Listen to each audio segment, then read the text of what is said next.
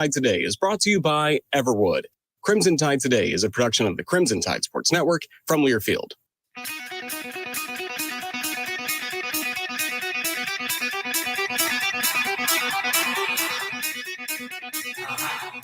Welcome to Talkin' Ball with Scott Theisen and Drew DeArmond. Call into the Neighbors Wealth Management Hotline now, 256-576-4977. That's 256-576-4977. Now, here's Scott and Drew. And there you go. There you have it. We're back. We're live. We're off. And we are running. Talking Ball, 97.7 ESPN, The Zone. Scott Theisen, Drew DeArmond. Happy Tuesday morning, everyone.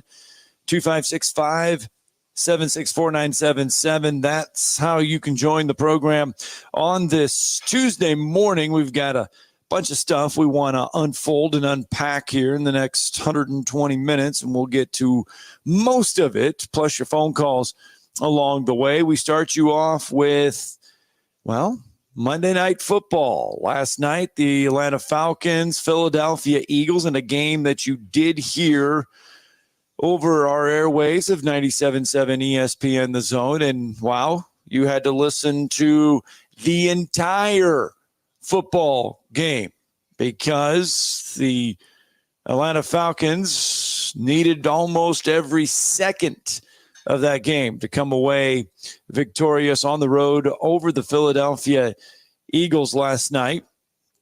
Kirk Cousins engineers a drive, finds Drake London with 38 seconds left in the end zone. That's good enough for the Falcons to leave Lincoln Financial Field with a 22-21 victory on the night. Kirk Cousins, he was efficient.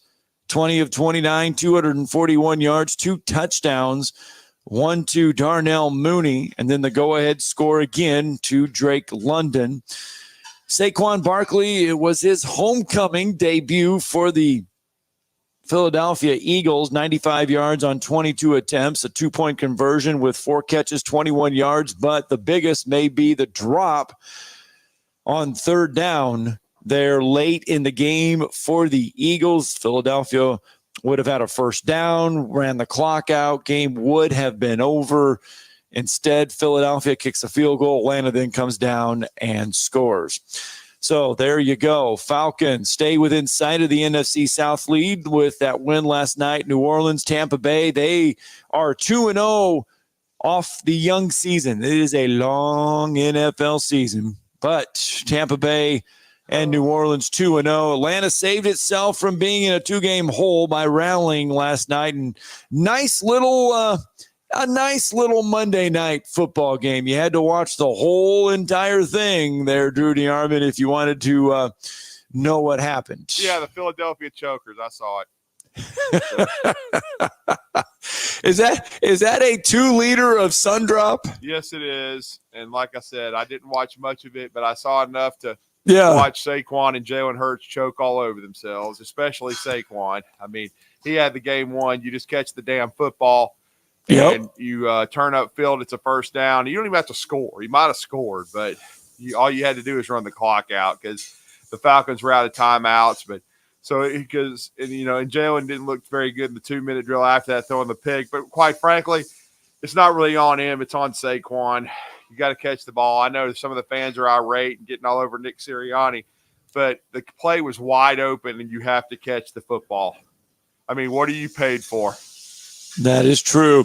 I mean, yes. The other NFL news, and it happened about an hour, 2 hours before that football game, was that, and you brought it up yesterday, not brought up this topic, but you brought up the worst team in the NFL, the Carolina Panthers.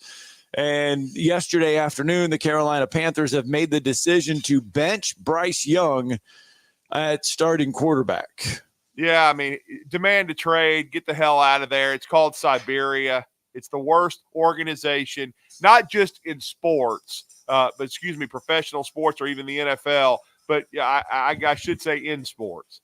It's not. Right. It's the worst in the NFL and the worst in sports. They've got a piss poor owner who's worse than Daniel Snyder, and they hire one tomato can head coach after another. Who the hell is Mike Canales? Nobody knows who the hell that is. I mean, and I'm sorry, and they have no weapons around him. They've got Chuba Hubbard, who was only good at Oklahoma State, and then they've got freaking Adam Thielen, who's on the back end of his career. Who do they have? I mean, it's absolutely pathetic. And he becomes the first quarterback selected number 1 overall in the common draft era to be benched for non-injury reasons. That goes all the way back to 1967. I mean, they've only given him 18 games with horse manure around him. I mean, he has no offensive line either. Their organization is terrible. I mean, I don't give a damn if they put whoever I guess they're putting the big red wonder from Utah is going to be the starter now, Andy Dalton.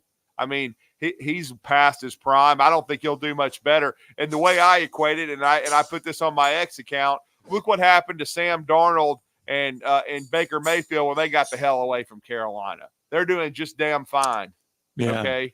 And to your point, Adam Thielen did say Sunday after the game that he says, and I quote, "This isn't a Bryce Young issue." No, it's not at all. It's called a Carolina Panthers issue. And once, Jerry Richardson's health declined and he had to sell the team, manure. It's been manure ever since. They're the worst organization in the NFL.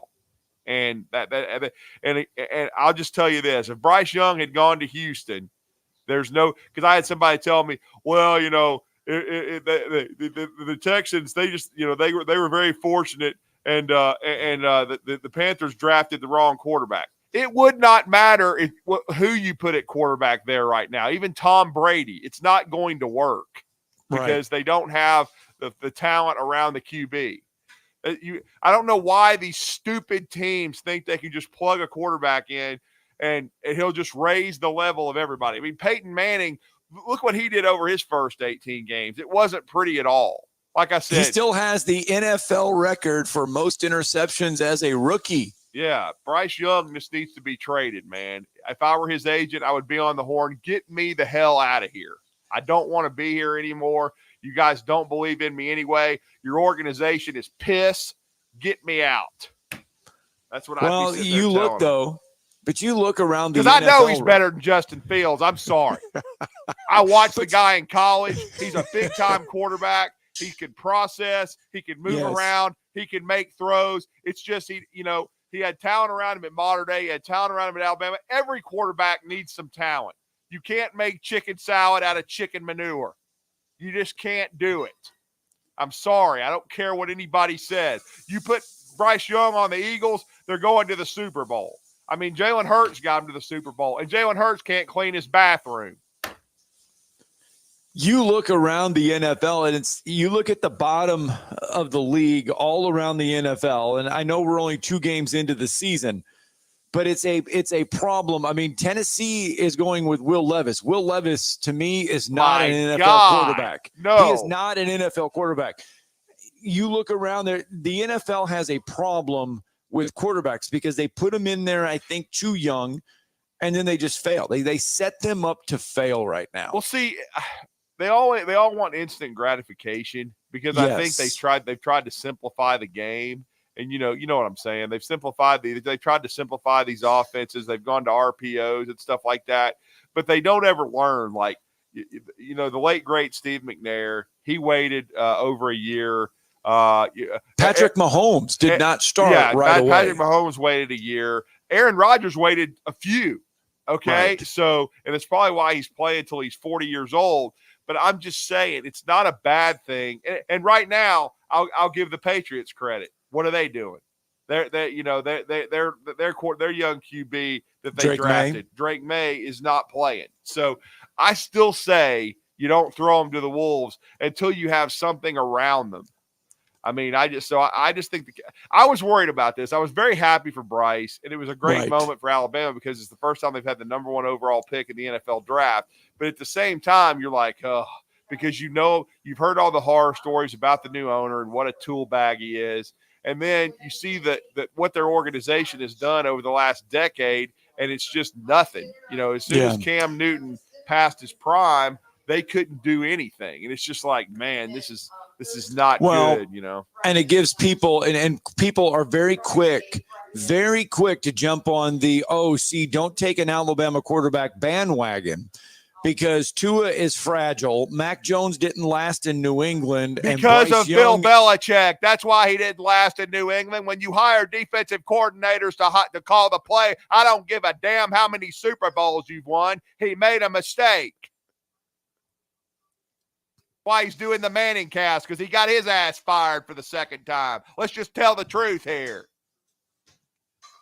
If he'd have done the right damn thing, you think Bob Kraft's going to fire the guy that won 6 Super Bowls? Hell no, he's not. He fired him because he made the wrong decisions. 256-576-4977. You too can join in on the conversation. Jason is with us this morning. Good morning, Jason. Hey, how y'all doing this morning, fellas? Morning, Jason. Good. All right, I'll give you a scenario. They fixed the salary cap. We trade Bryce Young to the Miami Dolphins, and we let him coach his Hill and Waddle and a good tight end. Well, I just don't think Tua's going to give up football, but I mean, they just signed him to a huge extension. But I will say this: I did have somebody, and Scott brought it up already. He didn't bring up a trade, but he brought up the fact that that mayonnaise in his coffee is the quarterback for the Titans, Tennessee Titans. Will Levis. I mean, if I could give up a first or a second round pick and get Bryce Young, if I'm the Titans, I'd do it. You got Nuke Hopkins, you got Calvin Ridley, you got a tight end. You just invested in J.C. Latham. Hell, fire. Where are you going right now anyway? You're not going anywhere with Will Levis. I would try to get Bryce Young. I mean, good grief. I think you would immediately have an upgrade because if Will Levis is better than Bryce Young, then I'm wearing Tennessee garb every day, and everybody knows hell ain't freezing over. I mean, if the Carolina was interested in him last year, they would have grabbed some receivers and running backs and offensive linemen in the draft, but they did. No, I bet you're right, Jason. That's what I'm saying. These organizations are stupid, some of them. I mean, it matters if you go to the wrong place, it can wreck you. Okay, and the funny thing is that when Mac Jones first got to the Patriots, he was Rookie of the Year. He had a pretty good supporting cast, and then they eroded it, and then they started hiring defensive coordinators and special teams coaches to call the plays. And I'm like, what in the hell are y'all doing? And just like if you remember 2 years ago, they said Tua was a bust. Right. Oh, he can't produce. He can't do that. Then when you go get Lamborghini and Jalen Waddle, all of a sudden he leads the NFL in passing. Oh, shocking. Is he still fragile? No question. Okay. We've always told the truth on this show. I think he's the best pure passer I've ever seen at Alabama. I think Bryce Young's the best quarterback, but the best pure passer is Tua. But he's never learned to slide, and he's never learned to give up on a play, and he takes unnecessary punishment. Okay, which his body has not been able to hold up against. But is he talented enough? There is no question. And he earned his contract, but yet again, he gets himself in these pickles, man. And yeah. So. And the thing with Tua is if the doctors tell Tua not to play, okay, if they advise him not to play and tell him he needs to stop playing football, Tua gets all of his money. He gets all of that money. If Tua says, I don't want to play football, then he doesn't get any of that money. So he's going to use the advice of the doctors. And Dan Orlovsky weighs in, and listen to what he had to say about the Bryce Young situation. He's done in Carolina. Yeah. Done in the NFL is probably rich for me. I do think his confidence and his belief in himself is completely gone. Someone will have to come trade for Bryce Young. I know Ben Solak has mentioned the Miami Dolphins being a location. That makes a lot of sense. No one else in my mind makes sense right now for him. He's going to have to rebuild himself from confidence. And also, up. There you go. I mean, that's fine. Just get him the hell out. Hell, if somebody, if the NFL or the Carolina Panthers or his parents who are great people, if they'll pay my plane ticket, hell, I'll help him pack and we'll get him the hell out of there as fast as we can. I mean, that's perfect. I mean, I can't think. I mean, he could go to the States. They're making Derek Carr look like a Hall of Famer. There you go. There you go. Everybody thought he was dead. Just give me a break. I mean, come on. I mean, this reminds me of Alex Smith when the Niners threw him to the Wolves. Yet they stabilized themselves, got some players, and he became good. The Carolina Panthers suck. They suck as an organization. Their owner sucks. Everything sucks about the Carolina Panthers, okay? Everything, Cam Newton included. Jason, thanks. You're welcome. Yep. Thanks for the phone call, Jason. Yeah. So there we go. That's how we get you going on a Tuesday. We get you all revved up right out of the gates on a Tuesday. Can you imagine that, those guys? I'm just thinking about it. It's hard for me to fathom that you invest in a guy like Bryce Young. Yeah. You don't surround him with any talent. And no, you don't surround him with any offensive linemen. No, and then you say after 18 games, he's done. He can't play. I mean, and how smart does the Cleveland Abrahams look for giving up on Baker Mayfield? Where are they going? They just gave $230 million guaranteed to a guy that sucks too, in Deshaun Watson, and who probably is going to end up in prison one day. You know, I mean, you're right. He's got another lawsuit surrounding it. But Baker went to Carolina for a cup of coffee. It was terrible, but he gets out of there and he goes to Tampa Bay, and he's another one that went first overall. I'm just telling you, these guys go first overall for a reason. They produce in college for a reason, because they can play. And the thing I know, the guys that bust are usually, look, man, they're usually guys that are half-witted idiots. You know, Jamarcus Russell, he wasn't the brightest light on Broadway. My man from Washington State, Ryan Leaf, hot-headed guy, didn't work. Vince Young, he had one good year, figured he knew it all and didn't. But I'm just telling you, Bryce Young is not that kind of dude. Right. He studies. He's a great player, a great teammate. He doesn't just rely on his athleticism to play the position. He's a neck up guy. He just needs a fresh start and to get the hell out of Siberia. Okay. He's got to get out of there. And if he does, I think somebody's going to get a steal, man. I'm just telling you that they're going to get a really good football player. Especially if they don't have to give up a one for it, man. So I just think overall, I know what kind of kid he is, and I know he's lost his confidence, but I will say this. I know he's not playing right now, but I thought Mac Jones looked great in camp for the Jacksonville Jags. I mean, right now, hey, nobody's talking about it, but Trevor the Great sucks right now. I mean, they're not playing worth a crap. They just lost to the Cleveland Abrahams. Well, don't forget. I mean, Christian McCaffrey didn't even want to hang around in Carolina. Do you blame him? He's getting paid, and he's played in the Super Bowl. Get me the hell out of there. He's probably already texted Bryce. Get out. We need a backup quarterback in San Francisco. What if Purdy gets hurt? You know what? If Brock Purdy got hurt, it would be once again, it would be like the situation with where you're never seen again, because I think Bryce Young would take over for the Niners and he would light it up. There would be. I'm sorry, but it would be like Lou Gehrig all over again.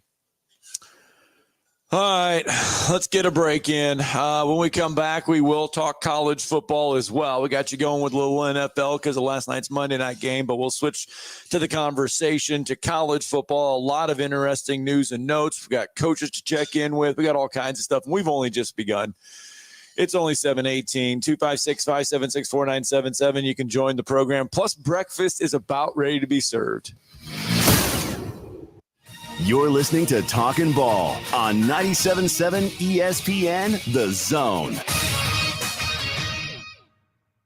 They canceled medical on the first wreck at Railroad at Sycamore in Decatur. Now they picked up a second wreck, and they're requesting EMS for it right in that same area. Got Highway 20 east of the Beltline, got a tractor trailer partially overturned. That one could be causing problems for east and westbound. 20 and Woodall should be off in a parking lot. From routine care to heart failure, Dr. Randall Burns and the team at Huntsville Heart Specialist on Bob Wallace have the expertise to care for all matters of the heart. Captain Nick in the Valley Skywatch Traffic Center. The company is Eagle Masonry and Insulation, but did you know they're also Eagle Landscaping and Dirt Work? Eagle can take care of all your landscaping needs, including irrigation, sod work, and planting, both plants and trees. On the dirt work side, Eagle can grade and build your pads, haul dirt in or out, and even do erosion control. Philip Love and his team can do it all for you. The website is the same, insulatewitheagle.com, as is the phone number, 256-755-1556. Give them a call and see what Eagle can do for you. Eagle saves you time. Eagle saves you money. Specializing in simple and affordable rentals, McCurry Van and Car Rental can make sure you have just the right vehicle for your next family vacation, weekend getaway, or if you just need transportation while your vehicle is being repaired. McCurry carries Ford Transit vans and Mercedes Sprinter vans, trucks and work vans, and more. And they offer discounted rental rates for long-term rentals. Now with 4 locations: Athens, Muscle Shoals, Coleman, and Huntsville. Log on McCurryRentals.com to make your reservation now. That's McCurryRentals.com. From heirloom diamonds to contemporary jewels, Loring & Company is the place to find something truly special. Whether shopping for a diamond ring for that once-in-a-lifetime occasion or marking a milestone birthday or personal achievement with a Rolex watch, you'll find just the thing in our edit of the world's most sought-after brands, including David Yurman, Roberto Coin, Marco Bicego, and Fopé. Expect a treasure trove of the world's most unique, even breathtaking earrings, rings, necklaces, and bracelets, making choosing just one piece a challenge in itself. Loring & Company Jewelers on Airport Road. If hunting and outdoor recreation are your passions, it all starts with the right property. That's where I come in. I am Bo Butler with Southland Realty and Auction, a hunting and recreational land specialist and a Jackson County native who sees land through a hunter's eyes. Just as you trust your guide on a big game hunt, you can trust me to find the perfect property for you. Thinking of selling? Let me help you make your land attract buyers. Remember, Bo knows land. Call me at 256-609-0512. Tom Luganville here for my friends at Woody Anderson Ford. Bobby White and his team take great pride in their service department, and you can see it the moment you walk into those beautiful new service lanes. And just like a championship team, they all work together to make sure your experience is second to none, whether you drive a Ford or not. Also, check out the gold certified pre-owned inventory at Woody Anderson Ford for great deals every day. Stop by and see them at Jordan and Sparkman or at Woody Anderson of Madison on Hughes Road, or visit WoodyAndersonFord.com. This will turn journalism on its ear. Watch our stream on WZZN TV on Twitch and YouTube. But you are the greatest hero in American history. We are 97.7 ESPN, The Zone.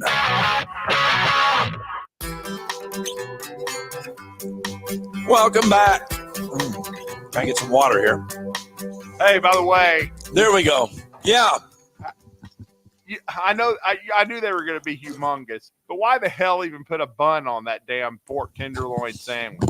Or at least, or they need to get one of those damn buns from Whataburger. You know, the bigger ones. Are you kidding me? What the hell?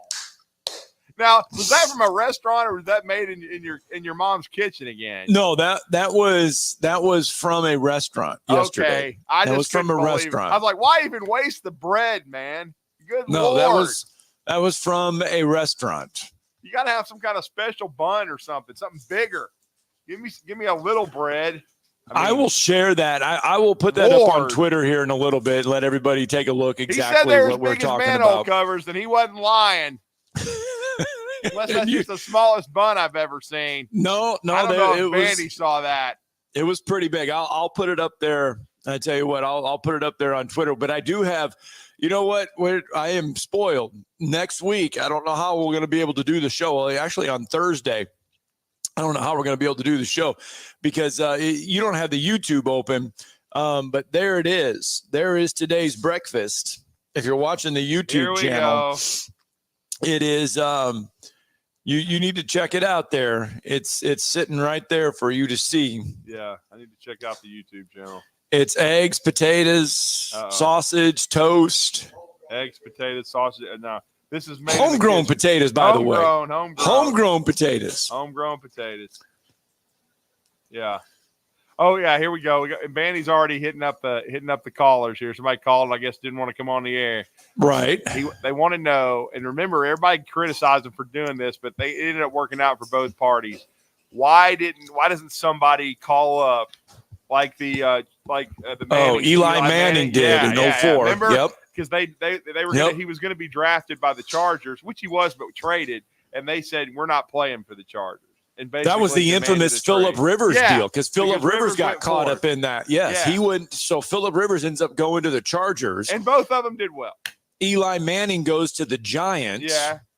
Kurt Warner, remember, was at the Giants. and Eli takes over and supplants Kurt Warner's job. But, I mean, yes, you're right. It worked out both well for Phillip Rivers and Eli Manning. It did. I don't think any one of them will, regrets. I mean, because Phillip Rivers, geez, fantastic. I mean, it's a Hall of Fame career. Well, it was a fantastic career for Phillip Rivers there it's a Hall in of Fame San Diego. career. I mean, it should be. I mean, if it's not, how bad is it? You know what I'm saying? But I mean, I will say. Well, yeah.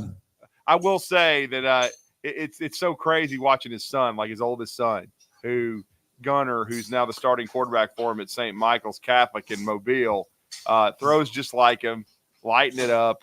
I believe he's a sophomore, so he's going to be a big-time prospect, and there's no telling, how good athletes all of his kids are going to be, but obviously he's following in his dad's footsteps. It's crazy.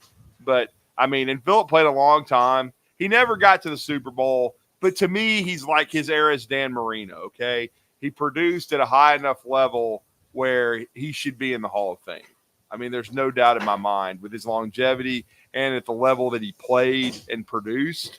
I mean, come on. Not every quarterback is going to win a championship.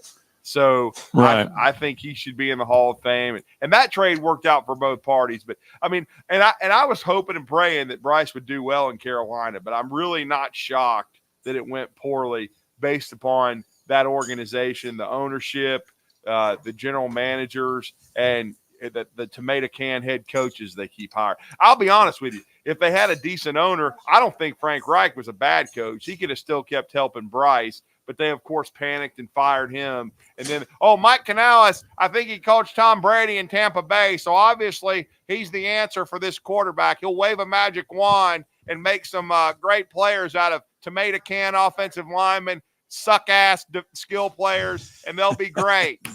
Shut up, you morons. 256-576-4977. Bailey, there, you can check it out. I did put up the sandwich from yesterday on Twitter. Oh my it's gosh. there on the station's Twitter page. You can go and check it out. I've seen this already. This is unbelievable.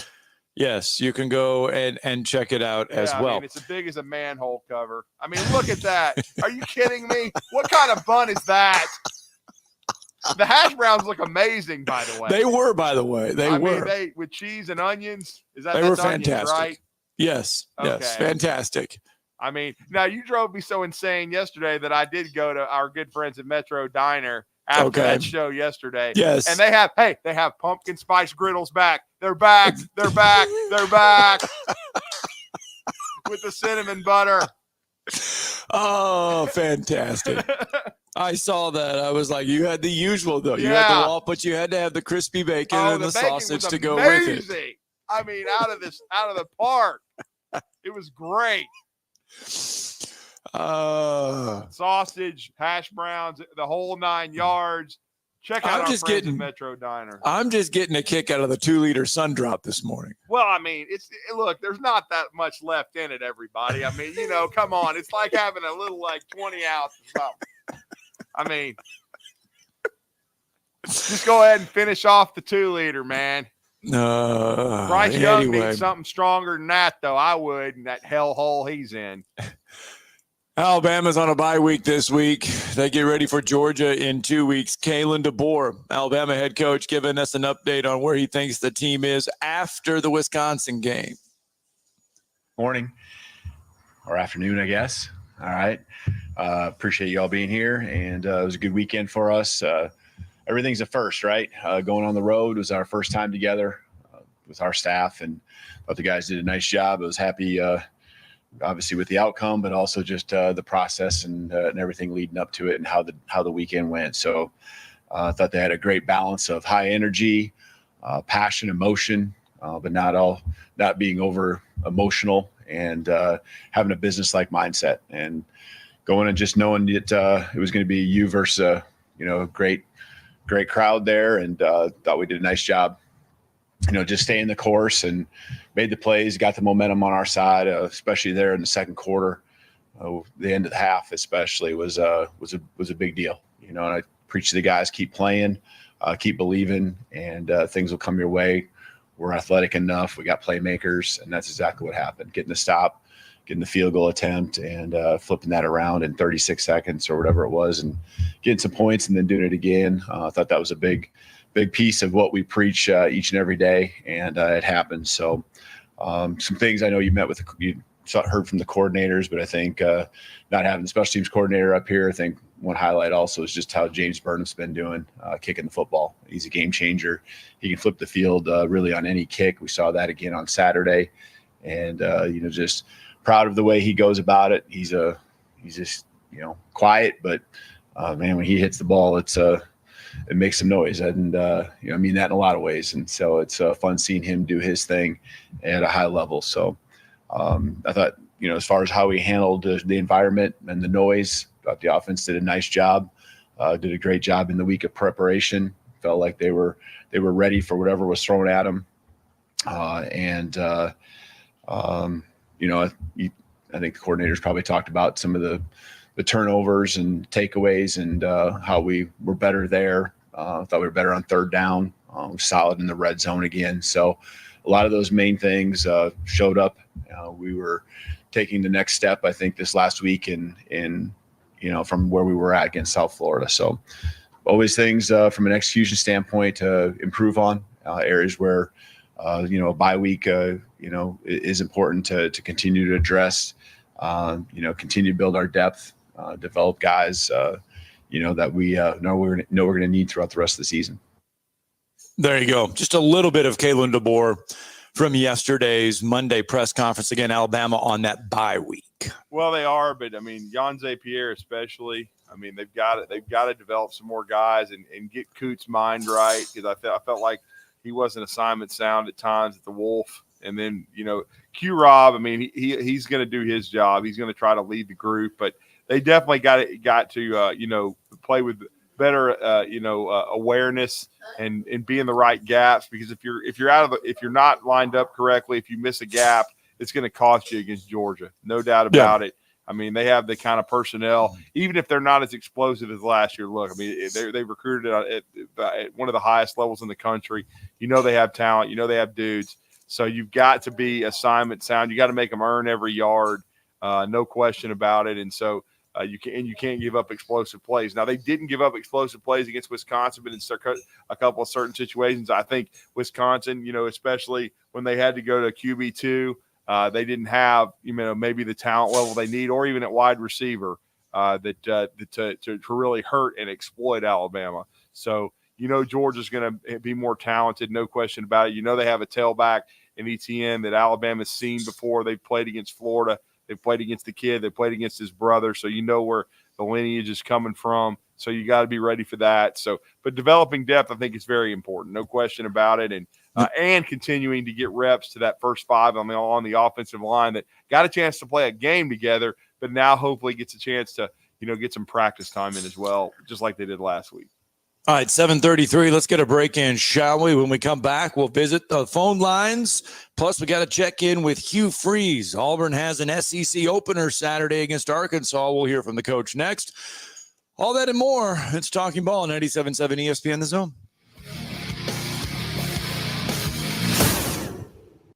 You're listening to Talkin' Ball on 97.7 ESPN The Zone.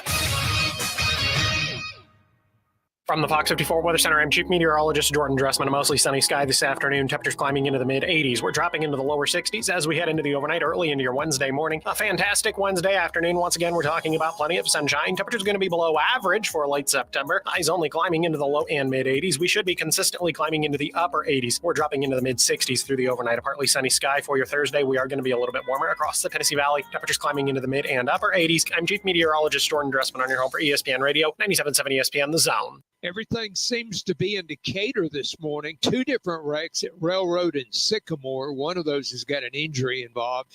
Had a tractor trailer flip over on its side. This one's going to be mostly westbound. Highway 20 just east of the Beltline. That whole area still may be slow. And 20 and Woodall's off in a parking lot now. It turned out to be a no injury. When you join the Heart of the Valley YMCA through the 22nd, they're going to waive the joining fee. Also, you can get 10% off on personal training. YMCAHuntsville.org. Captain Nick in the Valley Skywatch Traffic Center. Are you tired of chasing a roofing contractor to show up on time or even show up at all? I'm Sam Fleming with Fleming Roofing and Restoration. Our motto at Fleming Roofing is we show up. Our goal at Fleming Roofing is to provide the reliable customer service that you deserve, and we have the resources to meet all of your roofing needs: residential, commercial, industrial, replacement, or repairs. We are manufacturer certified for roof coatings, single-ply membranes, and asphalt shingles. Whenever you need a roofing professional you can count on, call Fleming Roofing and Restoration. We are committed to finding the solution that meets your needs. We don't have quotas or heavy-handed sales tactics. Fleming Roofing. We have expert experience. We show up. Free estimates. Residential, commercial, industrial, replacement, or repairs. Check us out at FlemingHSV.com. FlemingHSV.com. When you need a quick response, it's Fleming Roofing and Restoration. We show up. It's fall, y'all, and at Woody Anderson Ford, we're ready for it. Football, hunting, hiking, we've got the rides to take you there. Hey folks, Bobby White back again for Woody Anderson Ford, and we've got over 140 F-150s for you to choose from. XLTs, Lariats, all the way up to the Platinum. And right now, you can get $4,750 total cash back on the 2024 F-150 at Woody Anderson Ford. Here in Huntsville, you see more than every day, and there's a good reason. They're the perfect size, do-it-all SUV for lots of folks. I'm talking about our Bronco Sport. From hauling kids and groceries to the spur-of-the-moment camping weekend, the Bronco Sport delivers. Choose from over 80 Bronco Sports starting at just $299 a month. That's a 36-month lease with $34.56 due at signing, 0 security deposit, just tax tag title, and your good credit. This offer ends 9/30/24. Call 539-9441 for complete details. Come see us today and make it a Woody Anderson Ford. Hope to see you soon. SportsMed is the official team physicians of the Rocket City Trash Pandas. And if the pros trust SportsMed, you can too. SportsMed provides every service you might need for complete orthopedic care, specializing in orthopedic surgery, sports medicine, joint replacement, spine surgery, neurosurgery, and podiatry. And they offer their own brace shop, in-house full-body MRI, physical therapy, walk-in clinic, and so much more. 4 locations and on the web at sportsmedalabama.com. Situated downtown on Clinton Avenue, you'll find the Church Street family's take on delicious seafood and more. Sea Salt. At Sea Salt, the food speaks for itself. Fresh oysters, shrimp and lobster, and non-seafood fare. Plus a large selection of wines, regional and local beers on tap, and a full bar. Catch the downtown vibe with Sea Salt's unique outdoor city street and patio seating with a view of Jesse Andrews' mural, bringing an underwater world to life. No reservations necessary. Sea Salt, 114 Clinton Avenue.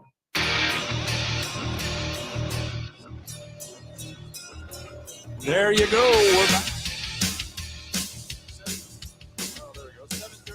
7:38 Tuesday morning, finishing up the breakfast. I did it during the commercial break. Yeah, I'm surprised. Usually you're like Wes, you can finish it off, man.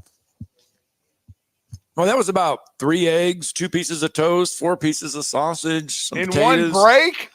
No, not in one break. In 2 breaks. I did that in 2 breaks. God, yeah. You and Chestnut need to go head up.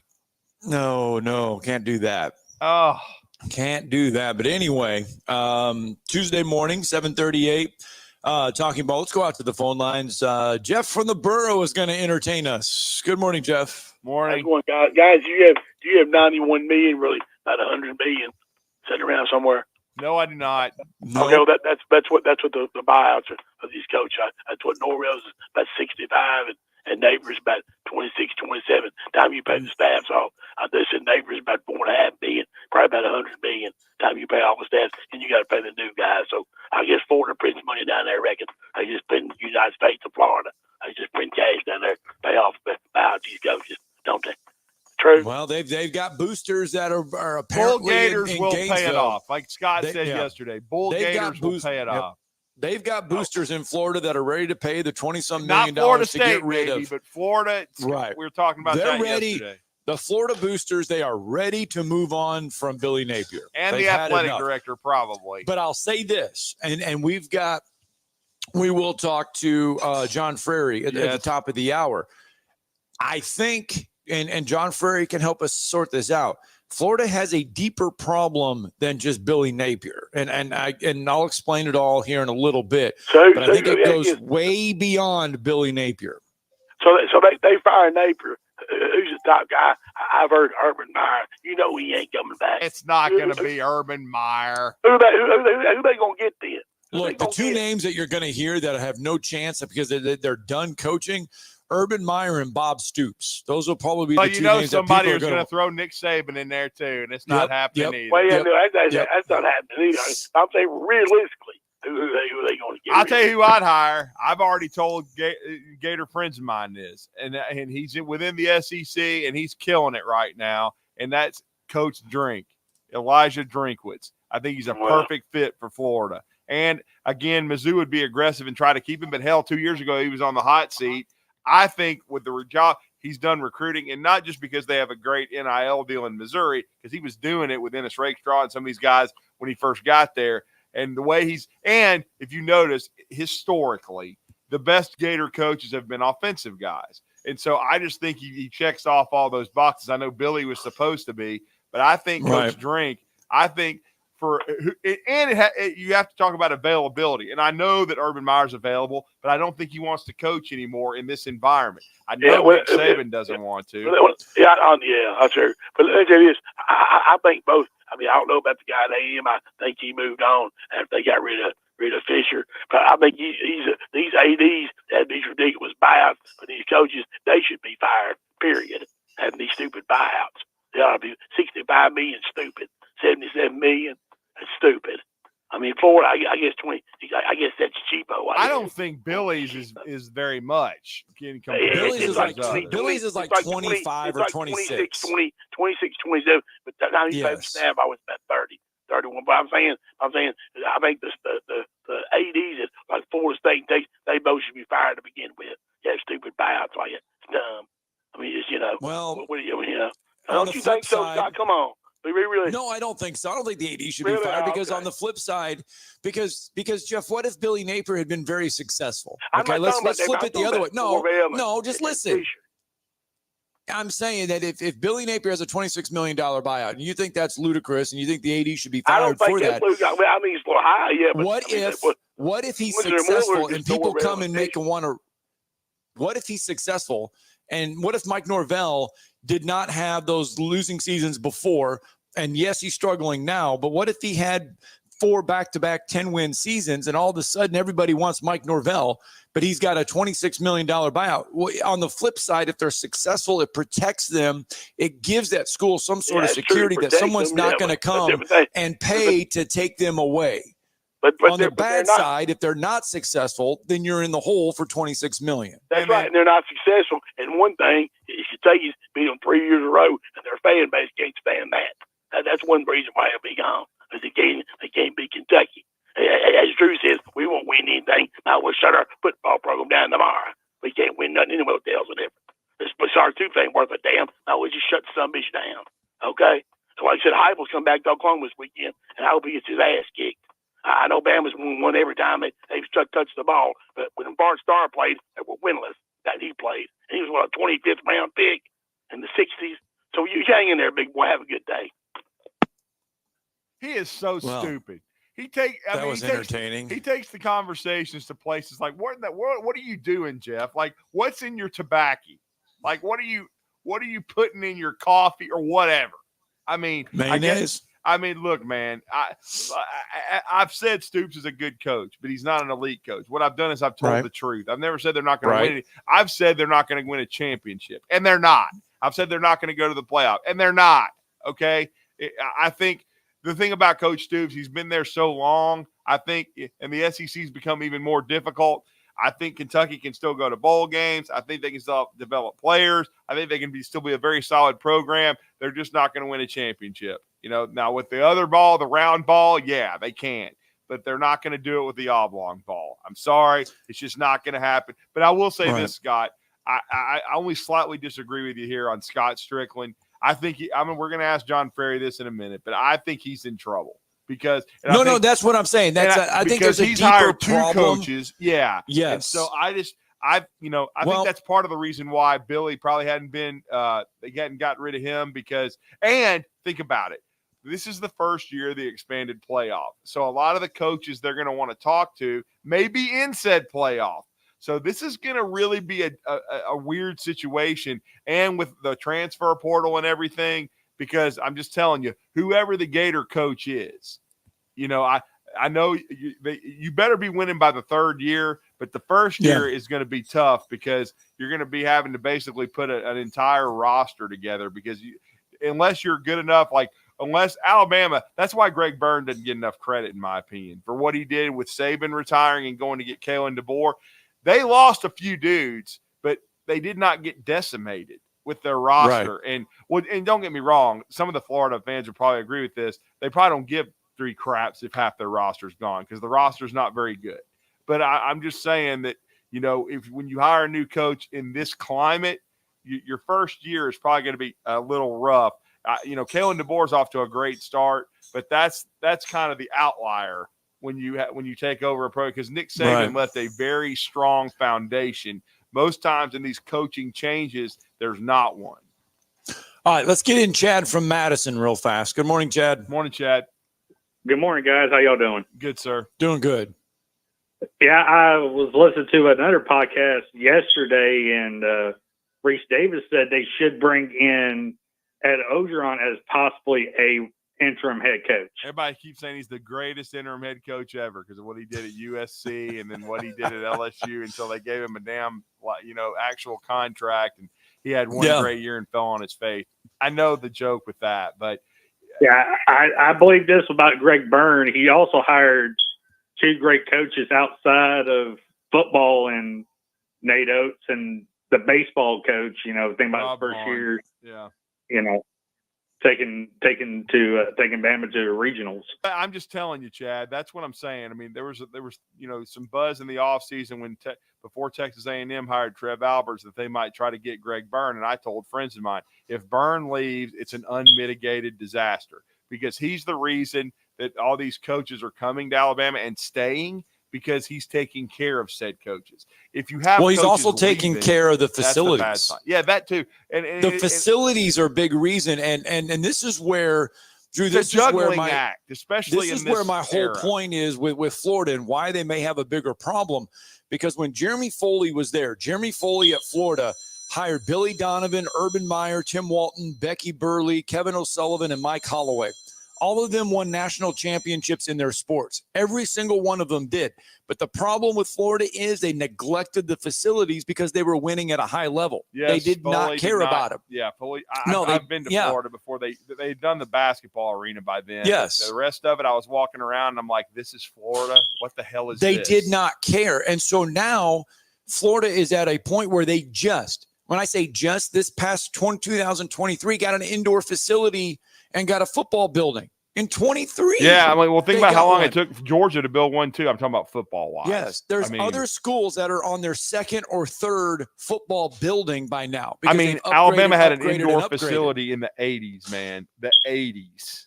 And so I think Florida has a bigger problem. And the fact that Jeremy Foley's guys, the ones there that were so adamant and not doing the facilities, not doing all this other stuff, they're still there.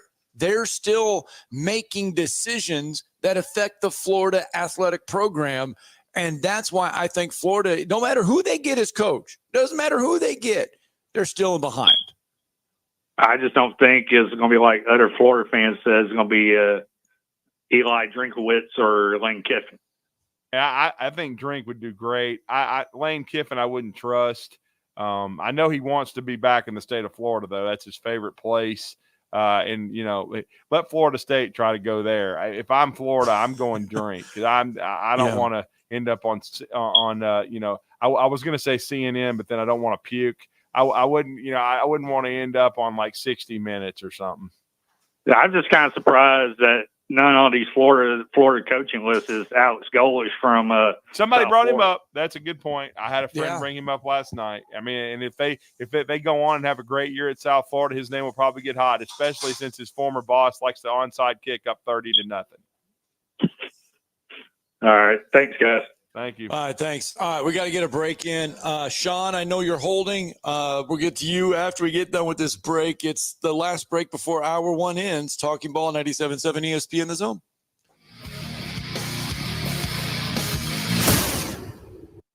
You're listening to Talkin' Ball on 97.7 ESPN The Zone.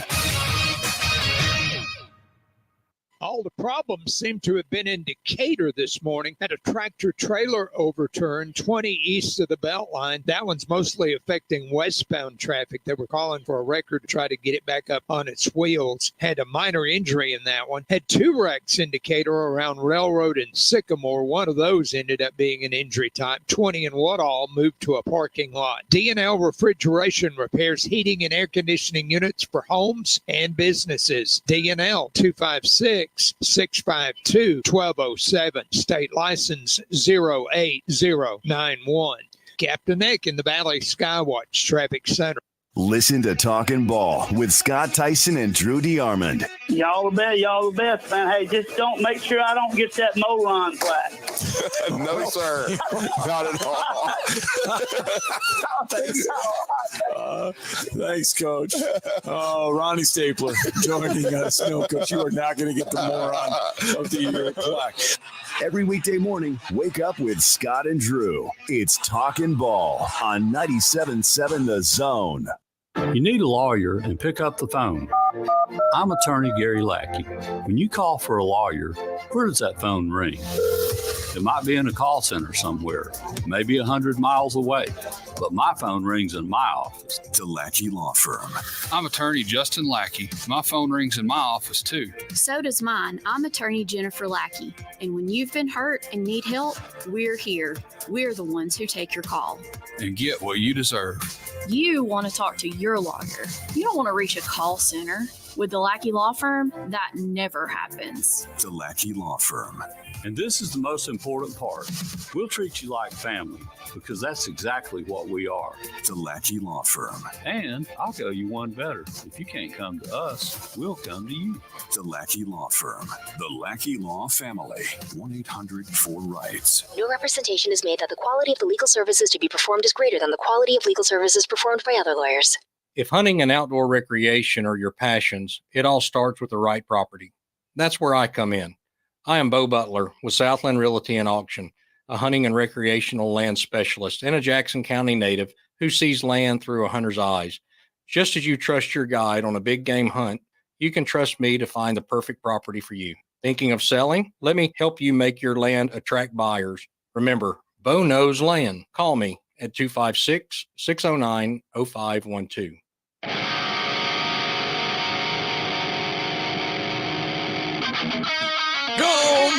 That brings us back in 7:52 on a Tuesday morning. 256-576-4977. You can join the program as we just kind of the hot topic, I guess you could say, or the topic now is, okay, so Billy Napier, Florida, they part ways. Does Florida have a huge problem outside of that? Is it an athletic problem? Because, Drew, I mean, Florida was on top of the athletic world for a while. I mean, basketball, Billy Donovan ruled the roost. Football ruled the roost. Now it does not seem as much. You don't fear Florida in a lot of ways. They're good, but you don't fear them.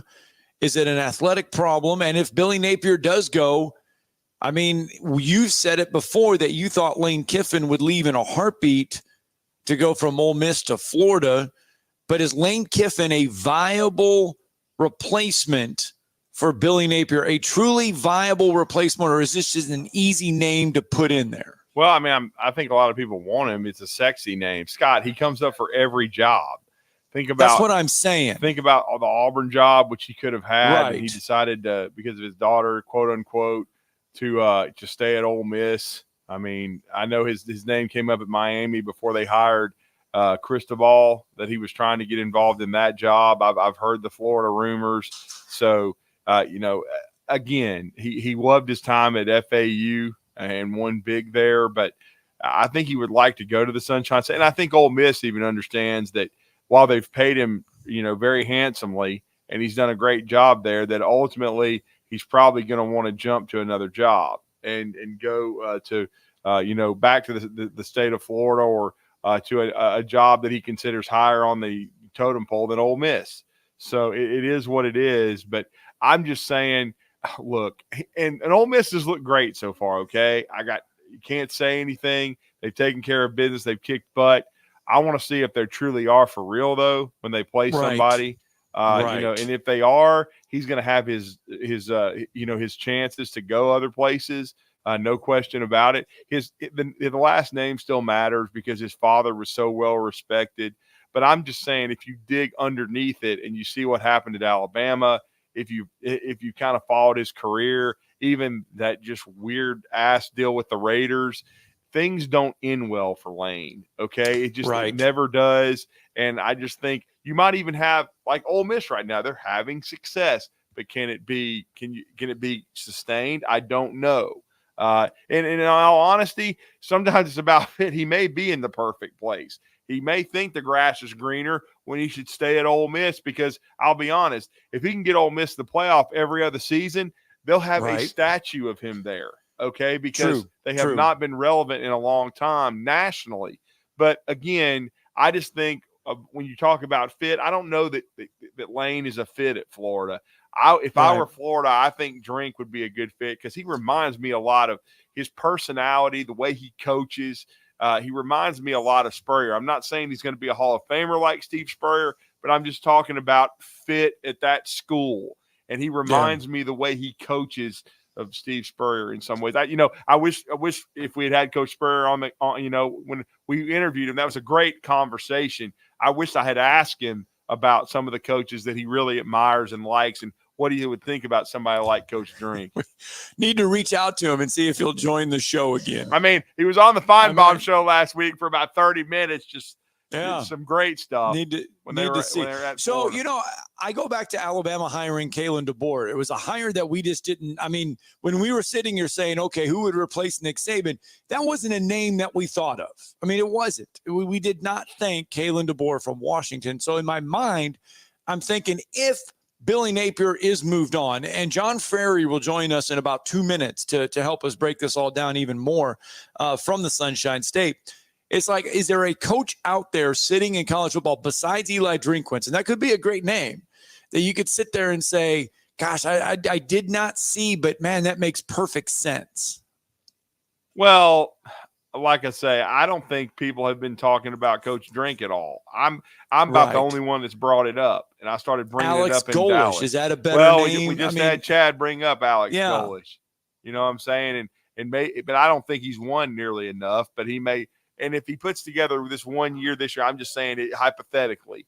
If they win the American, if they win 10 games, but that's still dangerous. Because don't forget, I mean, we Charlie Strong won 10 games 1 year at South Florida. That's true. And then it didn't last. So, but let me ask you this real fast. Yeah. Let me ask you this. Is Billy Napier like a Derek Dooley hire for Florida? Pretty much. I mean, he just didn't wear royal blue pants. I mean, the way it's worked out. I think Billy will still be in football. It just and he might even end up back at a mid-major type program. Like, if, for example, in the next year or two, if Troy ends up being a disaster, or if South Alabama doesn't work out, with Major Applewhite, I could see him taking a job like that. And I didn't mention the Jeff from Burrow. I just totally forgot to mention that Western Kentucky beat Middle Tennessee by like 30. 30. That was an ass whipping. We got to get a break in. John Frary next. This is Brent Musburger's VSiN Action Update on 97.7 ESPN The Zone. Check out VSiN's catalog of original podcasts, daily and weekly programming to keep you in the know when you're on the go. Only at VSIN.com. Now, here are the latest lines from my guys in the desert. And back foot throw. Caught Mooney. 15, 10, Darnell 5. Waltzes into the end zone. The call on Falcons radio, 22-21, the win over the Eagles last night in Philadelphia. Kirk Cousins led a last-minute drive for the Falcons. It connected with Drake London on a 7-yard touchdown with 34 seconds left to win it. Jalen Hurts had his final pass intercepted by Jesse Bates to seal Atlanta's win. Philadelphia was favored by 5.5 heading in. The under was 43. Atlanta paid plus 198 on the upset. Both teams are 1-1 with the result. The Falcons host the Chiefs Sunday night. The Eagles visit New Orleans. That's the VSiN Action Update on 97.7 ESPN The Zone. I'm Chuck Sanders. WCZN, Union Grove, Huntsville, Alabama. 97.7 ESPN The Zone. SportsMed is the official team physicians of the Rocket City Trash Pandas. And if the pros trust SportsMed, you can too. SportsMed provides every service you might need for complete orthopedic care, specializing in orthopedic surgery, sports medicine, joint replacement, spine surgery, neurosurgery, and podiatry. And they offer their own brace shop, in-house full-body MRI, physical therapy, walk-in clinic, and so much more. 4 locations and on the web at sportsmedalabama.com. This hour brought to you by SportsMed Orthopedic and Spine Center. Online at sportsmedalabama.com.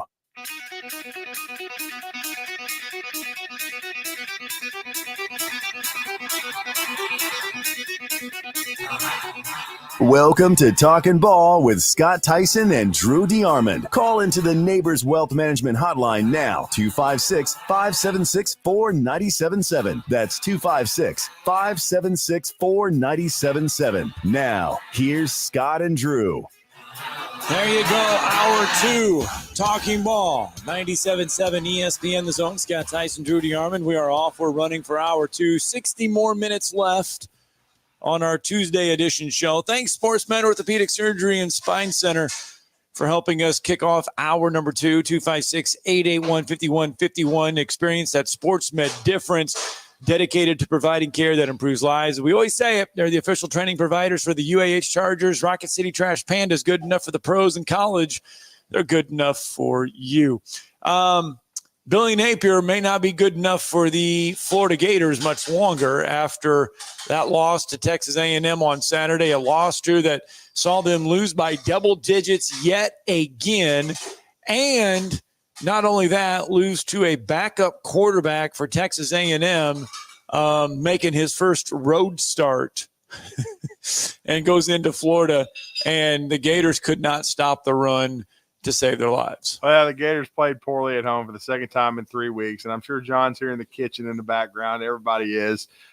Scott's been eating like a king. We congratulate him for that.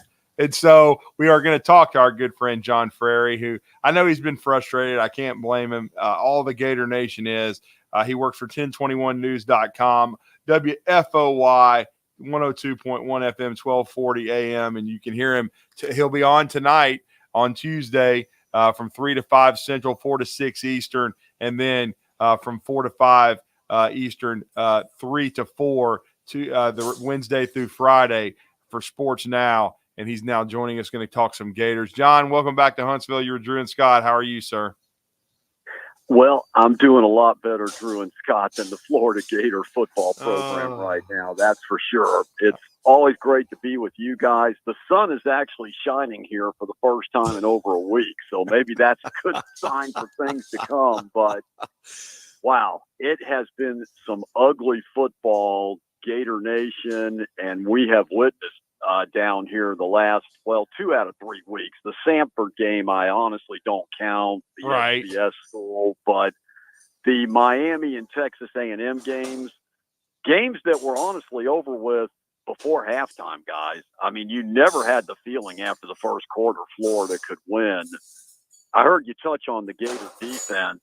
I think Marcel Reed, the backup quarterback for Texas A&M, is still running on them right now. It was just awful to watch, and Billy Napier has no answers. I mean, none whatsoever. I am surprised he's still employed at the University of Florida on this Tuesday morning, guys. I expected Sunday to have the news drop that Florida would move on. put an interim coach in place the rest of the season and put a nationwide search out for a new successor. But that did not happen. I do see it happening before this season's out, but where Florida is right now, not just with the head coach, but I think there has to be a decision made with the athletic director, Scott Strickland, to be quite honest.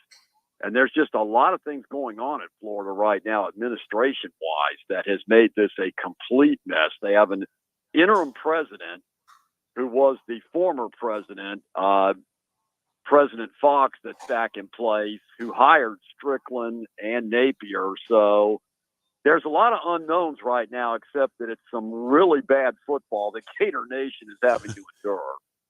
Well, and John, what just blew my mind is Texas A&M goes up and down the field on Florida. You get a rain delay. You go into the locker room, and my thinking is, okay, you have a rain delay. This is like almost an added halftime. If you're Billy Napier and company, you have a chance now to make adjustments. You come out after a weather delay, and it looks like they didn't even discuss what was going on in the game one bit. I can't argue anything you just said. And Billy Napier touched on that in the post game, that they did look at the tape when they were in the locker room during the rain delay, which was about an hour, but it didn't seem to help at all. I mean, and that's been the problem, guys. Nothing that Billy Napier has told us in the 2+ years he's been in Gainesville has transpired on the field on Saturday afternoons. We keep hearing about the culture, about the recruiting, but if you don't get the results on Saturday, none of that other stuff matters, as you know. And it seems to be regressing, and that's alarming too. It doesn't seem to be getting better. It seems to be getting worse week by week. So, again, I think it's time to cut the cord. I never like to see a coach get fired, but when it comes to a point of no return, which I think is where we are at here at Florida, they have got to move on, which I think they will with this schedule. I can't imagine Florida wins many more games this season, even if Billy Napier was allowed to remain throughout it. Maybe Saturday they win. Mississippi State's going through about as bad a situation right now as Florida, but honestly, guys, I would pick Mississippi State right now because Florida will be on the road, an 11 a.m. start local time, and I think knowing all the noise that's in the system right now, I think it's going to be hard for these young men to concentrate, to be quite frank about it, because I think everybody knows Billy Napier's not going to be here much longer. It's just a matter of when, not if. So I would be surprised if Florida won on Saturday. I wouldn't be shocked, but I'd be surprised if they pull it off over in Starkville this week. Well, I hate to quote Jake Crane. I love to, because he gives us great stuff, but I'm just saying for your sake, John, but he basically said, we asked him this yesterday. First, he does a great job of odds. So we asked him the over-under on how many fans would show up in Starkville for this monumentous matchup with these two struggling programs. You know, Toledo beating the just bejesus out of Mississippi State last week. And we know we're just talking about Texas A&M winning in the swamp. But he said, basically something to paraphrase, that if Billy Napier loses this game, they will shoot him into the sun, and there's no way he goes back to Gainesville on the bus if they don't win this one. I mean, I agree with you. I think it's now just a matter of time, but I also think the future of Scott Strickland is kind of tied to this, because it wouldn't surprise me if they dismiss them both at the same time. And then they hire the AD, who then hires a coach, because I don't see how Scott Strickland survives this after this disaster and then the way the Dan Mullen era ended. I don't either, Drew, because if you're the boosters at Florida, Scott Strickland is costing you money. They're the ones having to pay out Scott Strickland's horrible decisions. So I don't see how you allow him to hire a third football coach at the University of Florida. Now, Scott Strickland has done some good things with the facilities at Florida.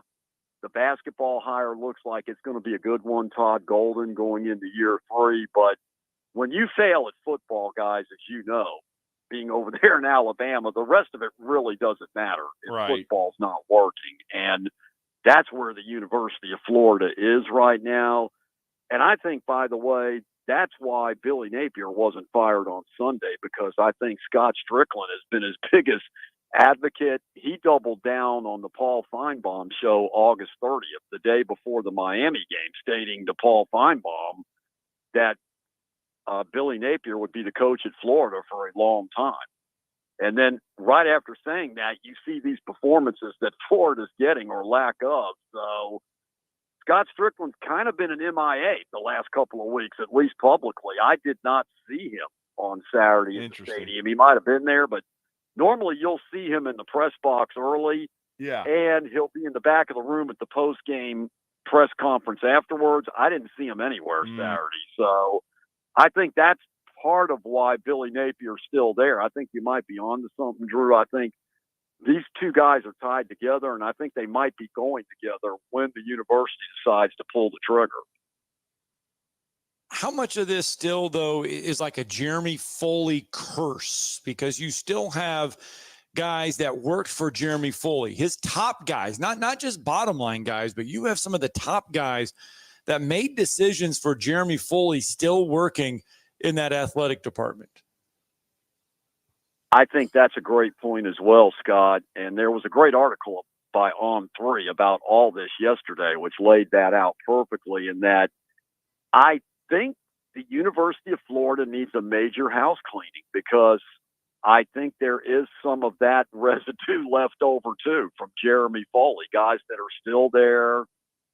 And I think that's why it's a house divided right now. And that's why it's just a giant mess administration-wise. And that might be why they're going to take their time, meaning a few weeks, let Billy Napier stay on. I don't know if he makes it beyond Mississippi State. I agree, Drew. If he loses Saturday, there's no way he can coach the UCF game in 2 weeks. But if he were to win, they might let this linger on a little while longer while they decide how they're going to clean out this entire administration, because it's a much larger problem than just the football coach, guys. And I think that's what's delayed Billy Napier's exit, and that's what's really hindered this Florida football program for, honestly, the last 8 to 10 years now. This has been a mess going back to Will Muschamp, Jim McElwain, Dan Mullen, and now Billy Napier.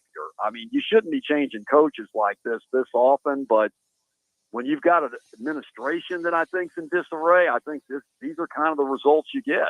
Yeah, we Scott and I have talked about that being aligned correctly. That's why Alabama had a smooth transition so far from Nick Saban to Kalen DeBoer, because of the athletic director, because Greg Byrne, because of Stuart Bell, the school president. You got to be all aligned. And I mean, it's just been a lot of dysfunction at Florida since the end of the Jeremy Foley tenure at athletic director, and you talked about there being instability in the president's office, and it's led to some moves that probably weren't the greatest. Even though I did think Dan Mullen would do well at Florida, I thought he would, because of working for Urban Meyer, I thought he would understand recruiting a little bit better, and that he had to step it up, and that he could get better talent than he had at Mississippi State. But he just never seemed to get it. He seemed to just believe that he didn't have to emphasize it, that he could coach him up. And, and he didn't take advantage of a situation, because now it'll be up to Mario to try to take advantage of it, John. But, when Dan was there, Miami was bad, Florida State was bad. Now Florida State is still struggling, even though they had that 19-game winning streak. That seems a distant memory right now. But Miami seems to be ascending, but, there's been a lot of instability. I know South Florida is starting to turn it around, UCF under Gus Malzahn. But, Florida's the flagship university in that state athletically and academically. And, I think they've missed a golden opportunity 5, 6, 7 years ago when Dan Mullen didn't take the bull by the horns. I do too. And I think maybe they pulled the trigger too early on that, Drew, looking back on it, hindsight is 2020, because I think what should have happened in hindsight back in 2021 is Dan Mullen should have been pulled aside, and maybe he was, but he should have been pulled aside and said, look, we like what you did the first 3 years. Let's bring you in some recruiting help, because that was the big Achilles heel for Dan Mullen, was the recruiting. It wasn't the in-game coaching, which is what's been a disaster under Billy Napier. And you have to have both in this day and time to be successful. And I'm sure if Florida knew where this was going, that's probably what would have happened, to be honest. Now, maybe Dan Mullen just completely checked out and didn't want to even hear anything about getting him some help in recruiting.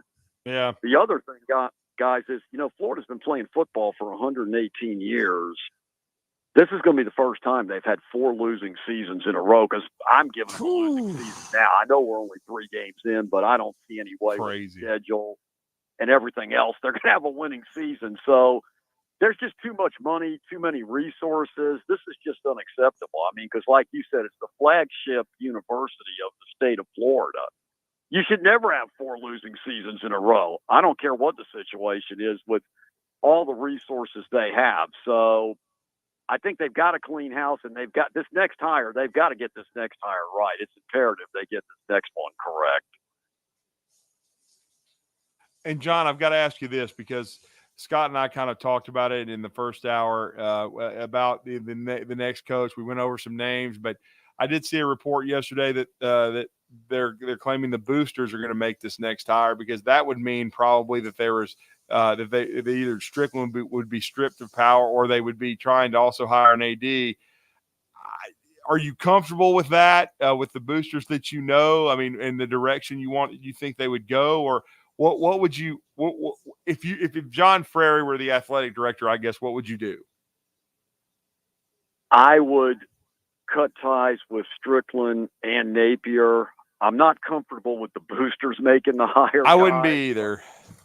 I would like to see them bring in an athletic director. Take your time, because it's more important to get this right than to rush a hire. Because I've heard some folks say, well, we're worried about recruiting. Well, a newsflash, recruiting's going to be a disaster anytime you change coaches anyway. And in the situation Florida is, why make a hastily chosen decision and you're still in the same situation you are right now?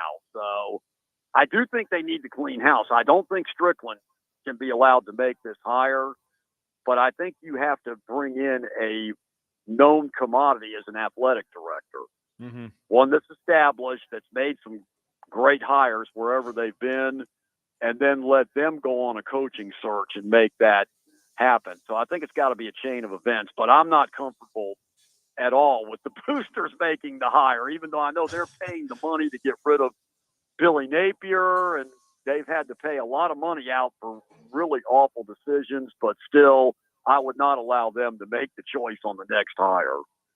John, is there a name that Florida fans around there are mentioning a lot more than others?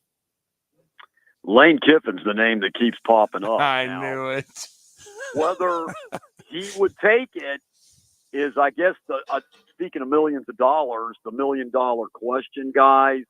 2 years ago, he would have taken it, in my opinion. Now, if you're Lane Kiffin, I guess you have to think, I'm established at Mississippi, and they're probably going to be in the college football playoff, and I don't think they'd ever fire Lane Kiffin over at Ole Miss. However, with his ego, and if he could make Florida great again, the Florida program gives you more notoriety than Mississippi. No offense to the Ole Miss folks, but it just does when they are good. So, and the story is Lane Kiffin wants to come back to the state of Florida and live here. So if all that's true, I think it's his job to lose, because I think the Florida boosters, getting back to them, are going to raise the money to bring him in. It's going to be a Lane Kiffin decision, whether he just wants to stay where he is, or does he want to take this chance to build Florida back to where it once was. But Lane Kiffin's going to be the first choice, in my opinion. They go after full bore. John Frary, WFOI. Should be a very interesting show later tonight, John. I think you might get a few phone calls. There might be some people with some opinions. But I know it's not an easy time right now in Gainesville and in the Gator Nation. But, hey, man, I know hopefully they'll get it right this time. Guys, as always, a pleasure and an honor to be on. And yes, Drew, hopefully they will get this right. Again, take your time, because I just think it's imperative. You've got to get this right. You can't keep doing this coaching churn every 3 to 4 years. No, you can't. Just let everybody know how to follow you and your work, man.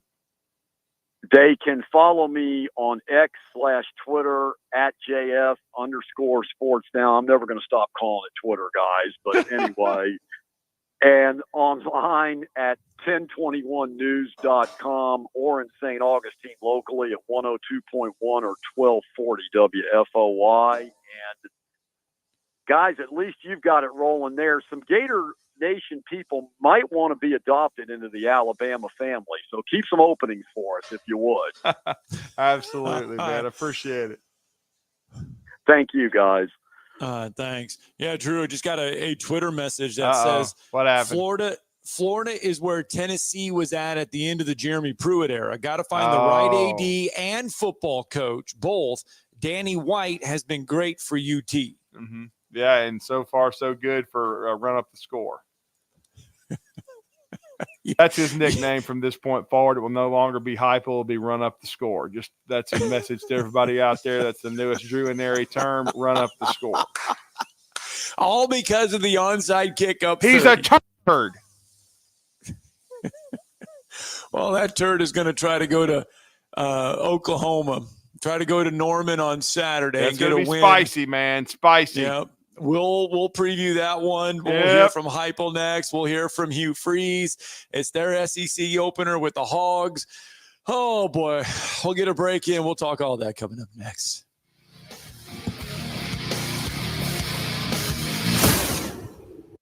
You're listening to Talkin' Ball on 97.7 ESPN, The Zone.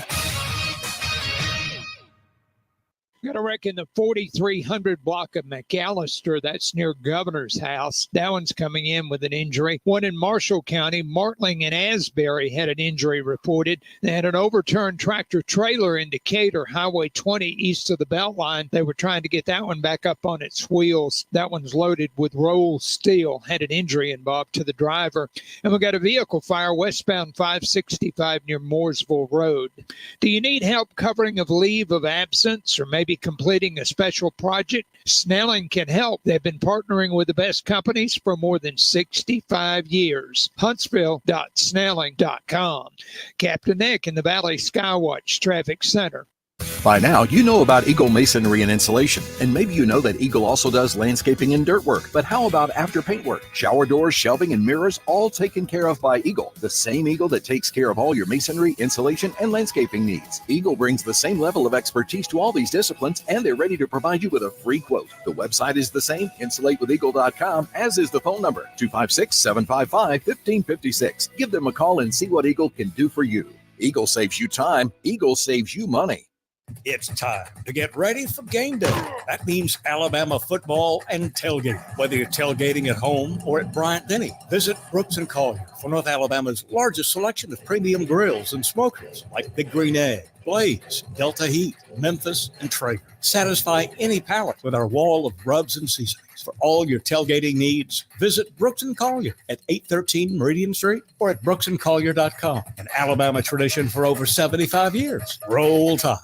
There's power in caring when it is put into action. Each year, our bankers serve on nonprofit boards, support our local educators, and volunteer with our hometown food bank. I'm Bobby Humphrey, Vice President of Business Development for Bryan Bank, and community service is just not a line item in our mission statement. It's who we are. Because after all, Alabama is our home too. That kind of commitment to community might not be what you would expect from a bank, but it's exactly what you can expect from us. Give us a call or stop by one of our 2 offices in the Huntsville area and experience unbeatable service and legendary results. Bryan Bank Equal Housing Lender, NMLS ID 2428943, member FDIC. You've got to experience Toyotathon at Bill Penny Toyota. They've got the selection with over 700 new Toyotas to choose from. And they've got the extras with Bill Penny perks and a 10-year unlimited warranty. So get on over to Bill Penny Toyota today and experience Toyotathon. Bill Penny Toyota in Huntsville and online at BillPennyToyota.com. Bill Penny's Toyota 10-year unlimited warranty is valid through the 10th year of ownership. Valid on new vehicles only. See dealer for details. You know, this process is all about talking ball. Listen to Talkin' Ball with Scott Tyson and Drew DeArmond. What did they want privacy for? To just start talking ball. Every weekday morning, wake up with Scott and Drew. It's Talkin' Ball. 97.7 ESPN, The Zone.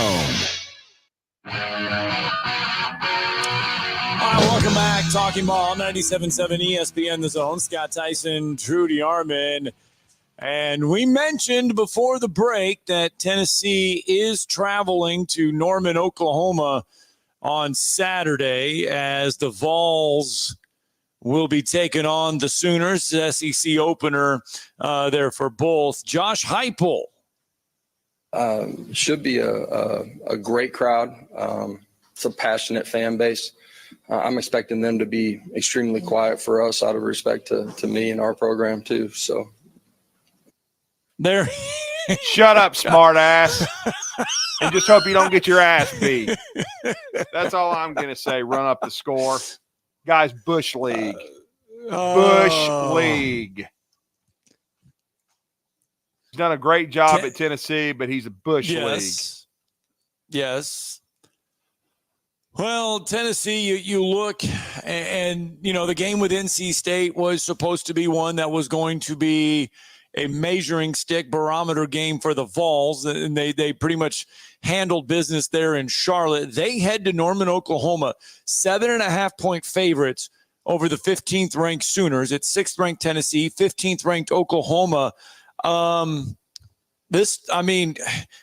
Clearly the Vols' first real time. I mean, no disrespect to NC State. NC State is terrible. They're not any good. They're near the bottom of the ACC. They'll be lucky to make a bowl game. So Tennessee, then, what chance do you give them in Norman? I give them a chance. They've got a good shot. I mean, we really don't know how good either team is, but Oklahoma, right. You know, Coach John Summerall, our good friend, made a great run at them after getting off to a slow start. And OU struggled also at home against Houston and Willie Fritz, and you know Willie's rebuilding that Houston program. So I mean, they haven't been overly impressive. So I think Tennessee's got a good shot. I mean, Tennessee's talented. They've got a deep front seven. There's no question that they've got a chance to go on the road and get a win here. I mean, if you're asking me who I would pick right now, I probably would pick Tennessee in a close game. I think Oklahoma definitely has the horses to stay with them, but I would probably pick the Vols. But, of course, the one thing we haven't seen is Nico Iamaleava play on the road. Okay, we really haven't. Right. He's played well on neutral fields. He played well in the ball game against Iowa.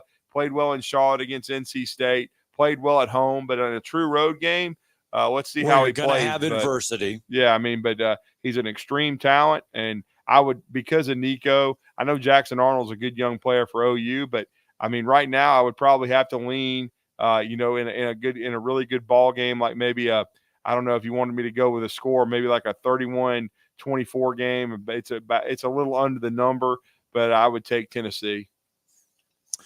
All right, coming up here in just a minute, Brian Matthews will join the show. Hey, by the way, I did find the hot sauce at Publix the other day. Oh, Uncle Keith, huh? I did find it at Publix. Now, I did not buy it, but you didn't buy it. Oh, man. Keith. I thought we were going to have a review with Brian Matthews. No, but I will, though. I know where it's at. And I was like, oh, there it is. It's Uncle Keith. Like, he didn't make it up. I know, but it was like I actually knew. I'm like, there's Uncle Keith's hot sauce. Didn't buy it, but I will get it though, and then we can have one and we can share it with Brian Matthews. Hank Brown, they're going to be welcoming in Arkansas, and there's still a lot of talk about Hank Brown.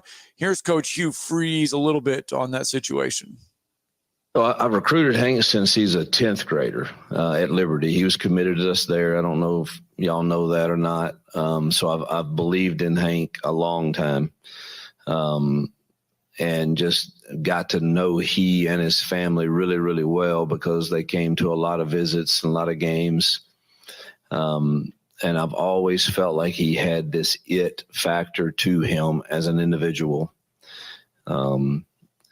That doesn't always translate to him having the it factor in making plays, but every opportunity that he got here, even though the sample size was really, really small. Every single time that he got that opportunity, it seemed pretty natural for him. So I've always had this kind of sneaking belief that he had something to him. And now we're getting ready to find out at what level there's no question he does. At what level is that out right now compared to the rest of the SEC? We're getting ready to find out. And they will against Arkansas on Saturday. Home game for the Tigers.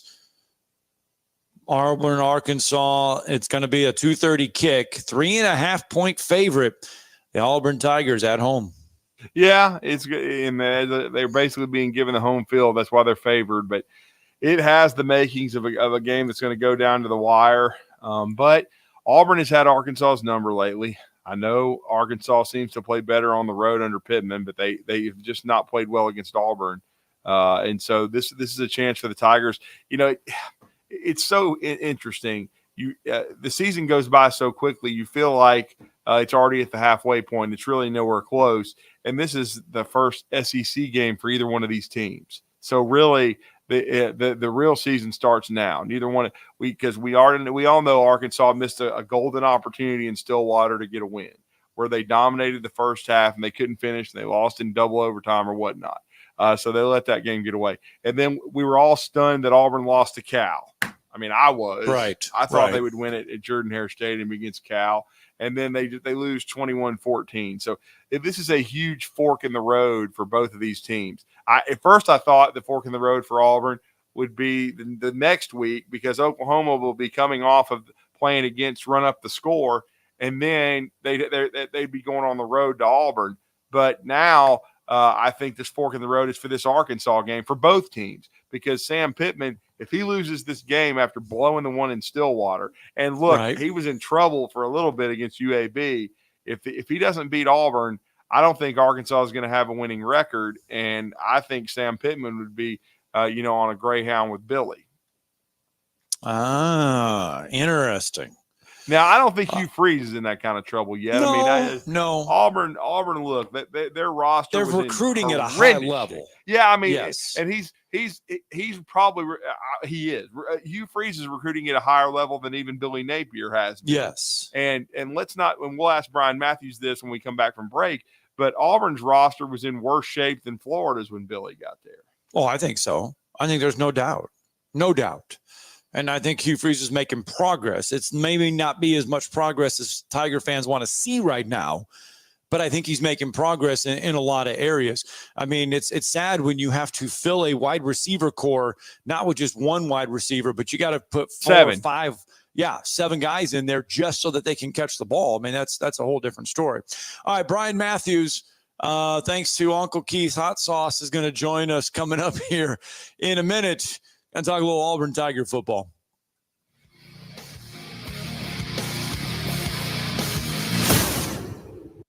You're listening to Talkin' Ball on 97.7 ESPN, The Zone.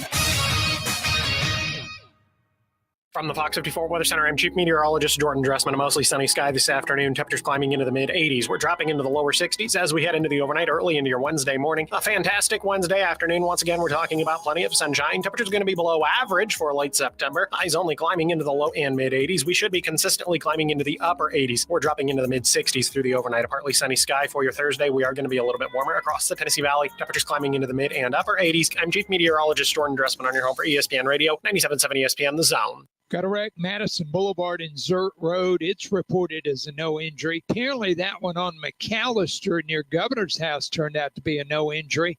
Had Martling and Asbury in Marshall County. That one reported injury. We had an overturned tractor trailer in Decatur 20 east of the Beltline. That one reported some westbound blockage and an injury. Looks like we still got a major backup on 565 eastbound just before County Line. I still don't know what's going on there.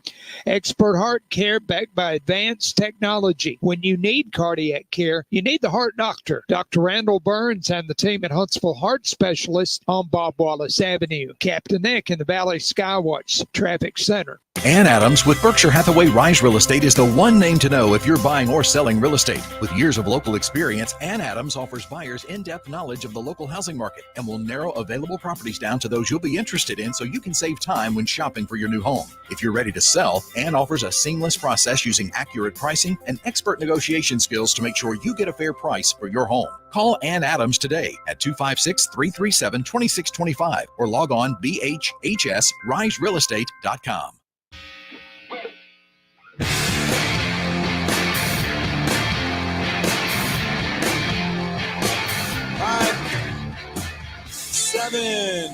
8:34. I don't even know what time I'm on. 8:34 on a Tuesday morning. Welcome back into Talking Ball 97.7 ESPN, The Zone. Scott Tyson, Drew DeArmond. Before the break, we were setting the table up for our next conversation. That is in regards to the Auburn Tigers. SEC opener inside Jordan-Hare Stadium for the Auburn Tigers. 3.5-point favorite. Auburn over Arkansas at home. It will be Hank Brown's SEC debut. Now, he did get his debut last week against New Mexico in part of conditions. Drew, I don't know. I watched that first half, midway through the first half, and saw how hard it was raining. I don't know who could have performed well in that torrential downpour. Yeah, I mean, it was tough. There was no doubt that this past weekend the weather was a factor, but Auburn got much better quarterback, much more efficient play out of the position now. It was against New Mexico. We all understand that. But like I said, going into the game last week, it was crucial for Auburn to get some confidence offensively after, they just did not play well at all against Cal Berkeley because they've got this 5-game homestand. They've got 2 huge games coming up, both SEC games against Arkansas and Oklahoma. So getting confidence is very, very important, which I think they were able to get. And we're going to talk about that and more with our next guest. He's been a huge part of this show for nearly a decade. He's been covering the Auburn Tigers since 2001 for auburnsports.com, part of the Rivals Network. And Scott almost bought his hot sauce. And that's Brian Matthews. I saw it. Brian, I saw it in the public store. Saw it. I saw it, and I was like, I thought we were going to get a review. I thought, and then I was like, it wasn't on my list, so I passed it up this time, but I will get it the next time I'm in the store. Yeah, you might want to start with the original, the black top, and not unless you like really, really hot. Don't go for the red top yet. Not the red top. Not the red top. See, I needed that though, Drew, because I didn't know because there were multiple varieties on the shelf. I like spicy. I probably would have bought the red top, and then I'd probably be running to the bathroom right now. Thanks for that one. Hey, I'm just saying. Well, look, there we go. There we go. Hey, I tell you what, Auburn fans were running for a little dry shelter on Saturday, especially in that first half with the rain and everything. But give us your thoughts on the Hank Brown performance we saw Saturday. Yeah, I think the number one thing I saw from him was poise. He didn't panic, looked comfortable in the pocket, made really good decisions. I think Euphrates said in 60 snaps he made 3 mistakes. One was on the rollout pass, and then 2 more were just when he made decisions to throw to a certain receiver, and they're a better decision to make. And then he was also 100% on his decisions in the run game. So that to me is impressive. I don't care who the opponent is, just for a guy in his first college start to go out there and not make many mistakes was pretty good for him. You mentioned the rain. I think the second quarter when he struggled a little bit, that certainly had an effect, but came out in the second half and played so much better and got the offense going. Outscored New Mexico 28-6 after the break, which was the difference in the game. And I know I remember reading your comments and your post after the Cal game. You called it just a disaster for Auburn. But did it feel like when you comparing and contrasting, because we haven't spoken with you since that performance, but that when you're going with Peyton Thorne, he was leaving plays out there, but Hank Brown was maximizing his opportunities. Is that a analogy that would work? Oh, I think so. I do. And I know it's been frustrating for everybody involved, including Peyton, right? Because he goes to practice, he knows everything, executes it to perfection, and then it gets in the game, it just doesn't process fast enough for him, and he gets behind, and those decisions don't really come with the accuracy and the speed that you want in the game. So maybe being the backup, taking some of that pressure, being the starter every week helps him out, because we don't know when or if he'll be called on again. If Hank gets banged up or maybe he gets in a rough patch and they need to bring in somebody else. You just never know. So hopefully this will help him.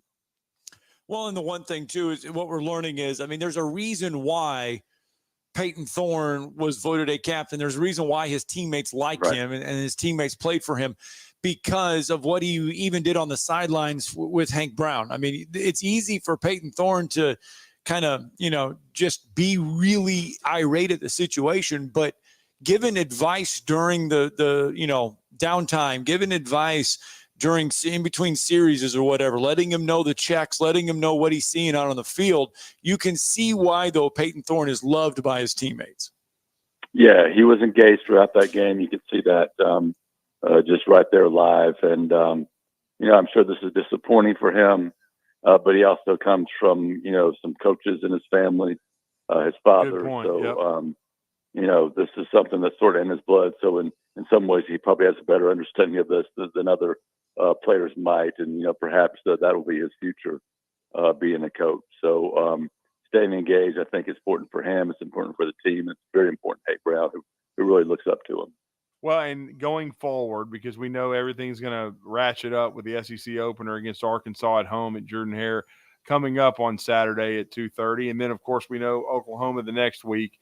Offensively, though, they seem that Hank Brown, it's going to be his team going forward. They ran the football better, but as a group, where is the offensive line right now? Because I know when we've spoken with you, there's been concerns about the left side and concern about consistency up front. I think Hugh Freeze said he thought there were still some inconsistencies on Saturday, and I know they got off to a slow start running the ball, but they certainly didn't last. Where's the offensive line right now? Still not quite settled, in my opinion. You got Xavier Miller, too tall, probably out again this week with the hip flexor. We'll see.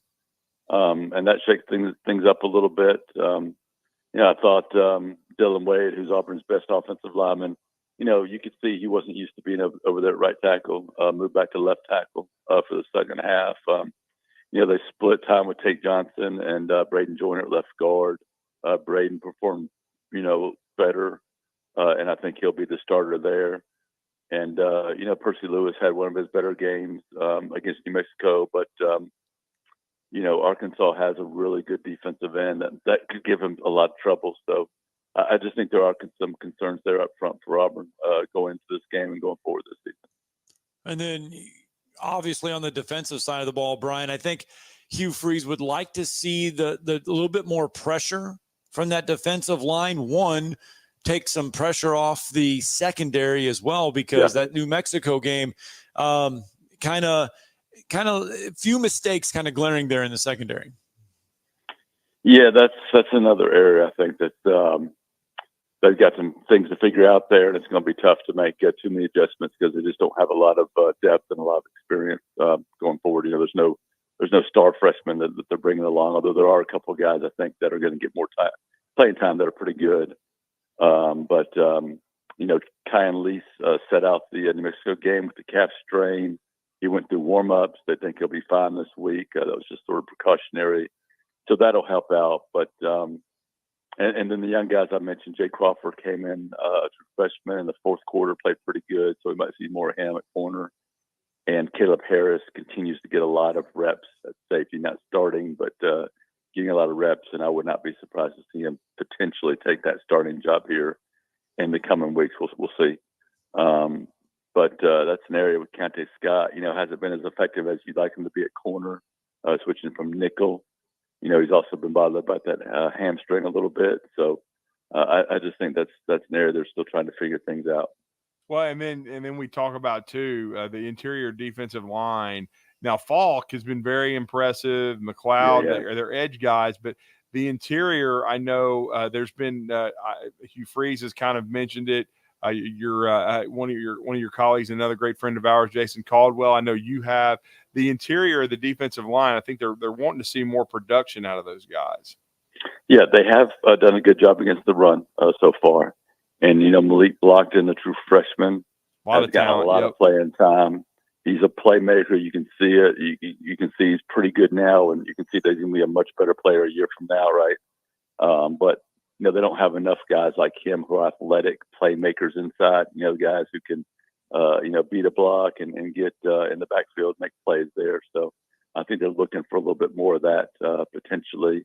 They've been using Jalen McLeod a lot, a middle linebacker kind of, and moving him around. So, I wonder if he might be better served to be back on that edge more and pressuring that quarterback and doing some things that he really excelled at last year when it comes to pressuring guys. But this is going to be another tough matchup, I feel like, with Arkansas and their athletic quarterback. Auburn had 1 tackle for loss. That was it, no sacks against New Mexico. And I think that quarterback gave them a lot of trouble.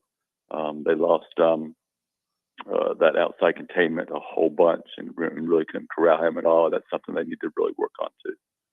Well, and here we go. Saturday, Arkansas comes to town, and the whole matchup, Sam Pittman, Hugh Freeze, it's whatever. But now you throw in Bobby Petrino as the offensive coordinator coming back to Auburn, gets a little bit of attention. Yeah, you got T. Will on the other side too. So 2 former Auburn coordinators and coaches. And of course, T. Will is a terrific player at Auburn. But Bobby Petrino is a guy that is going to dial up a really good game plan. He's really good at that. He excels at it. And you can expect Arkansas to come out of the blocks pretty quick. And, we'll see Auburn's offense, on the other hand, has got off to a really slow start.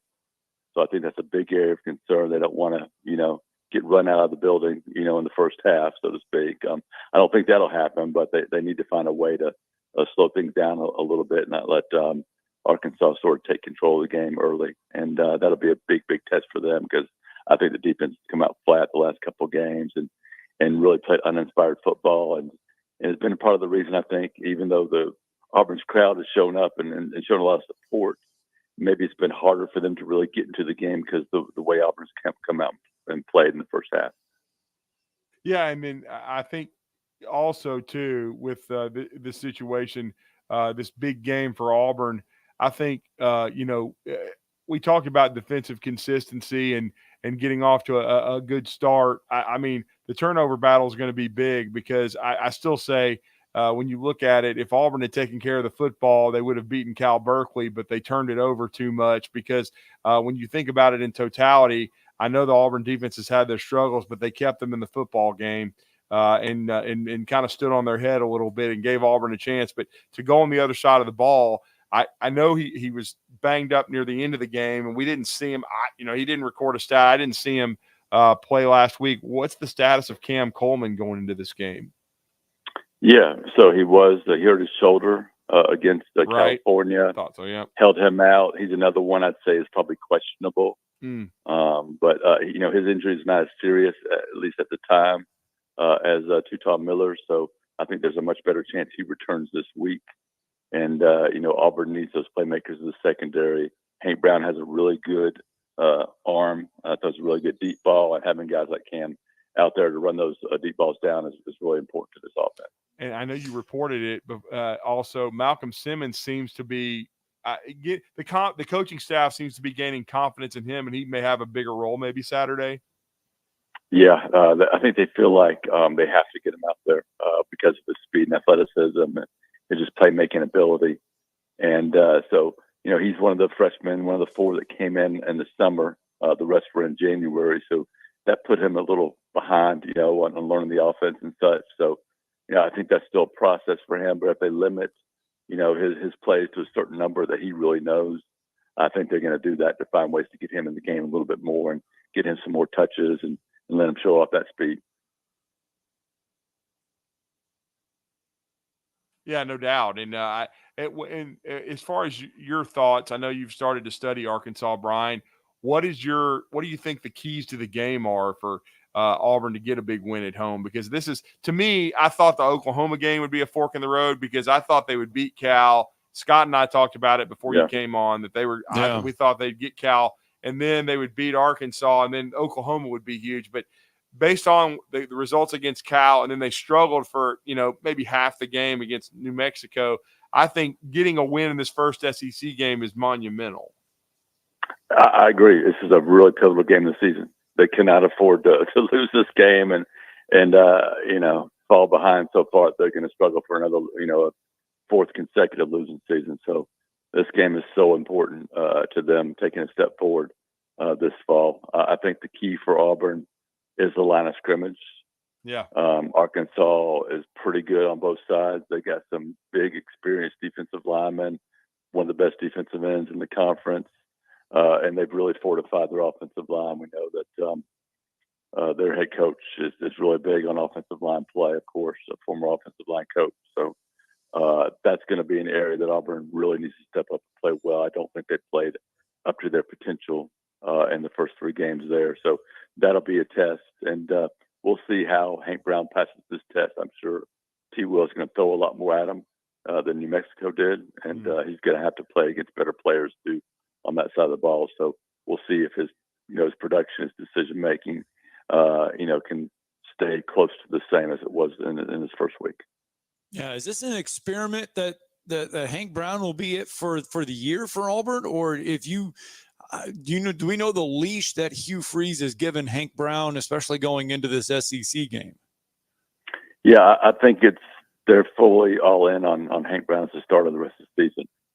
But I do think they're going to be realistic too. If he has a game where he needs help or Auburn needs, a spark off the bench, at least you got a guy with 40 starts, I think, in the Big Ten and SEC, and Peyton Thorne who can come off the bench and maybe not having to, be the start every week or prepare that way. Maybe that takes some pressure off him. He can perform how he does in practice. I don't know. We'll see. But I wouldn't rule out Peyton, coming back and helping this team out. But right now they're 100% behind Hank. And I think he will have a bit of a long leash, especially early, even though these games coming up are so pivotal for Auburn this season. Well, I will say, as we're winding it up, though, Scott and I talked about this.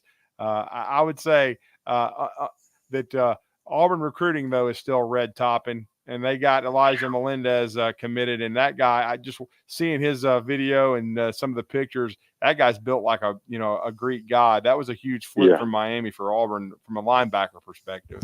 He is so athletic and so physical. He is going to play right away at Auburn next year. I think this is a huge pickup. It moved Auburn to number 4 nationally in recruiting.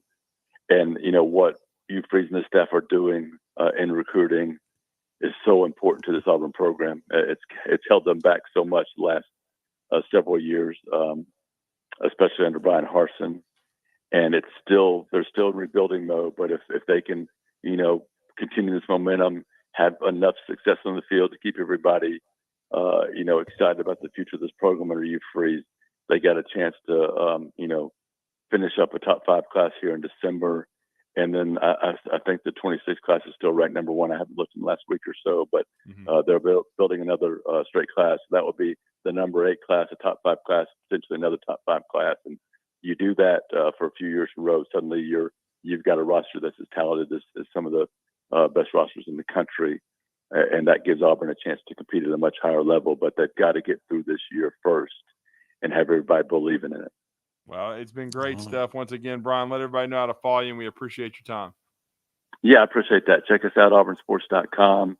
You can follow me on Twitter/X and Threads at BMATAU. And, of course, Monday Musings, you mentioned early on, Uncle Keith's Red Sauce is the sponsor. If you're out of state, you can order online and get 15% off with the discount code BMAT15. Thank you, sir. Thanks, Brian. Appreciate it, guys. Thanks for having me. All right, let's get that final break in. Tomorrow's headline is going to wrap us all up next. You're listening to Talkin' Ball on 97.7 ESPN, The Zone. Looks like we've got traffic moving much better now eastbound on 565 between Greenbrier and County Line.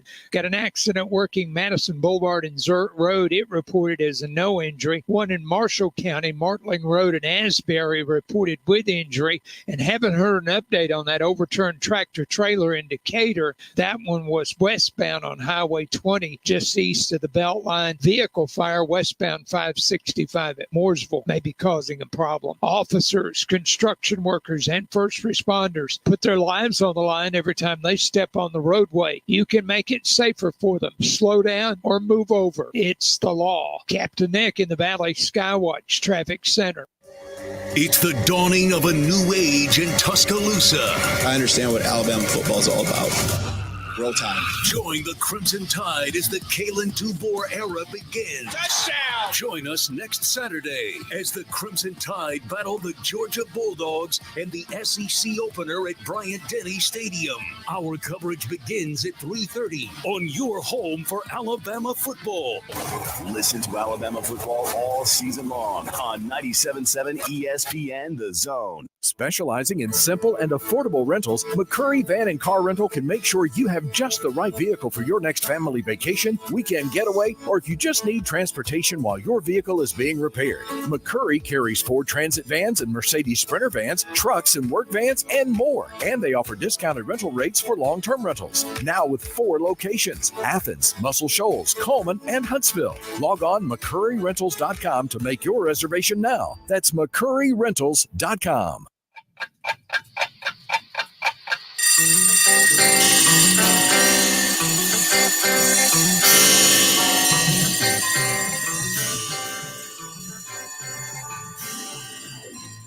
It's time for tomorrow's headlines today with Scott Tyson and Drew DeArmond on 97.7 ESPN The Zone.